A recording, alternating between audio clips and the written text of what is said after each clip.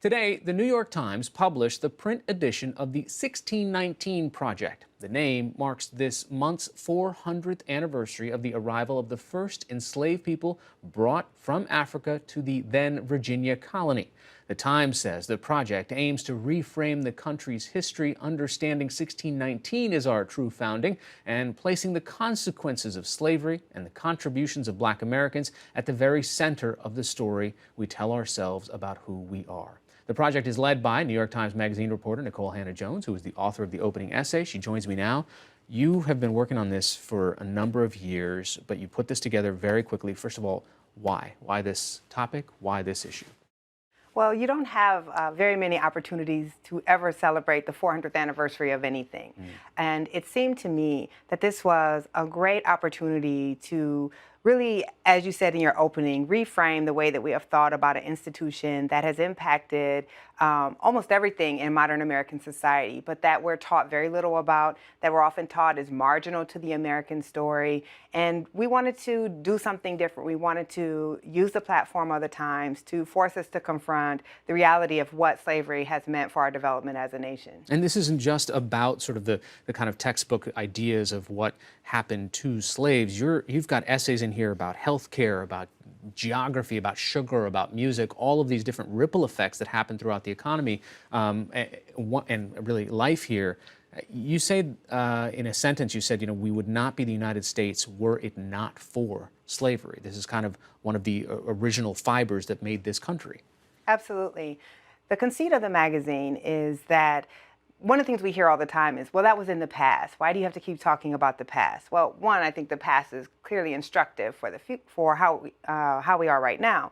But also, the conceit of the magazine is that you can look at all of these modern phenomena that you think are unrelated to slavery at all, and we were going to show you how they are. And so we have a story in there about traffic patterns. We have a story about why we're the only Western industrial country without universal health care, about why Americans consume so much sugar, about capitalism, about democracy. We're really trying to change the way that Americans are thinking, that this was just a problem of the past that we've resolved, and show that it isn't. What many people don't know, and I point this out in my essay, is that one of the reasons we even decide to become a nation in the first place is over the issue of slavery. And had we not had slavery, we might be Canada. That one of the reasons that the founders wanted to break off from Britain is they were afraid that Britain was going to begin regulating slavery and maybe even moving towards abolishment. And we were making so much money off of slavery that the founders wanted to be able to continue it. We're not taught that when we're taught about our origin stories.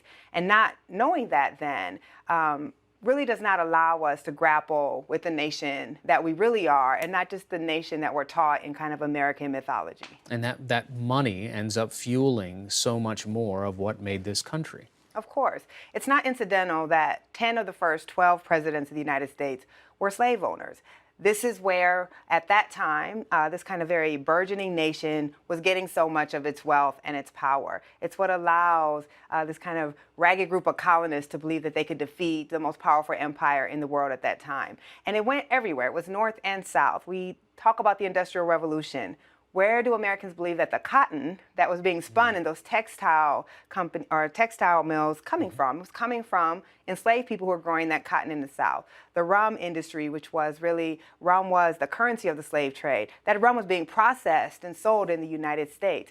The banking industry that rises in New York City is rising largely to provide the mortgages and the insurance policies and to finance the slave trade. The shipbuilders, our northern shipbuilders, the people who are sending voyages to Africa to bring enslaved people here, are all in the north. So this was a truly national enterprise.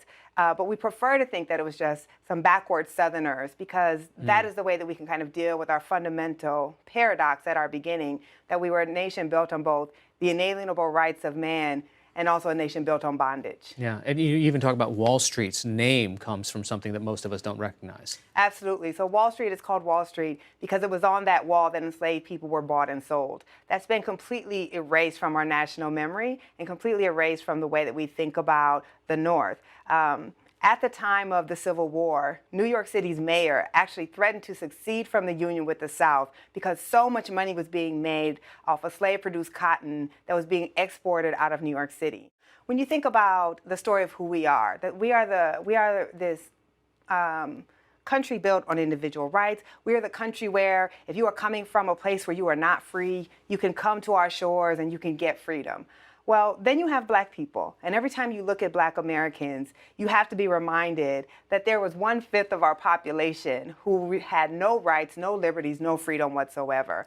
We are the constant reminder of really the lie at our origins, that while Thomas Jefferson was writing the Declaration of Independence, his enslaved brother-in-law was there to serve him and make sure that he's comfortable. So I think this explains a lot. The continued perception that black people are a problem, that black people are, as Abraham Lincoln said, a troublesome presence in American democracy, because every time you see us, you have to be reminded of our original sin. And no one wants to be reminded of sin. We're ashamed of sin. You know, one of the things that you mentioned a couple of nights ago when this project launched is the story of your grandmother who grew up a sharecropper. And here you are today. She didn't live to be able to see this magazine, but I'm assuming she'd be proud. Yeah, I think she would. My grandmother died when I was still in college, and she would be astounded to see what I became. And I think that that's an important part of this story. We hear all the time what people consider the problems of the quote-unquote black community. And people like to point out statistics that they think are indicative of black failure. But when we think that, as I point out in the magazine, I'm part of the first generation of black Americans in the history of this country who was born into a country where it was not legal to discriminate against me just because I descended from people from Africa, we've made tremendous progress in a very short period of time, really just 1 or 2 generations out of legal Jim Crow. You can have someone like me at the New York Times producing this work. And it really is a story of black ascension once the legal barriers have been removed. You talk in eloquent terms about how black people were really the perfecters of this democracy, that we had these original documents, but really it took this all the way almost to the civil rights struggle for us to start seeing what those words actually meant. Absolutely. What I argue is that no one values freedom more than those who never had it. And so while the founders were writing these lofty and aspirational words, even as they knew that they were going to continue a system of slavery, black people had no choice but to believe in the literal interpretation of those words, that all men are created equal and are born with inalienable rights. And so black people, really from the moment we landed on these shores, have been resisting and trying to push this society towards a more equal society of universal rights. And that has really been our role. You can look at the fact that black people have fought in every single war this country has ever fought, but we've also engaged in a 250-year internal war against our own country to try to force our country to also bring full democracy here and not just abroad. Okay, this magazine is also showing up in 2019 in a climate where, at this point, all you have to do is just look at your Twitter feed, look at the hashtag, and you see people who have an incredibly different narrative that they believe very strongly, that they'd look at this magazine, the Times, everything else as part of a larger propaganda campaign, that's as part of a conspiracy, etc. How do you deal with that? There's 2 things that I would say to that. Every piece in here is deeply researched. It is backed up by historical evidence. Our fact checkers went back to panels of historians and had them go through every single argument and every single fact that is in here. So it's really not something that you can dispute with facts.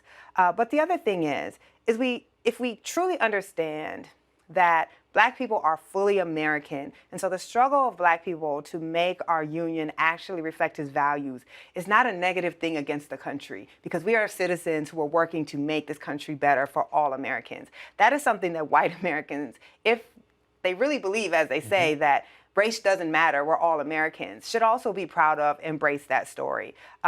We cannot deny our past. And if you believe that 1776 matters, if you believe that our Constitution still matters, then you also have to understand that the legacy of slavery still matters. And you can't pick and choose what parts of history we think are important and which ones aren't. They all are important. And that narrative that is inclusive and honest, even if it's painful, is the only way that we can understand our times now and the only way we can move forward.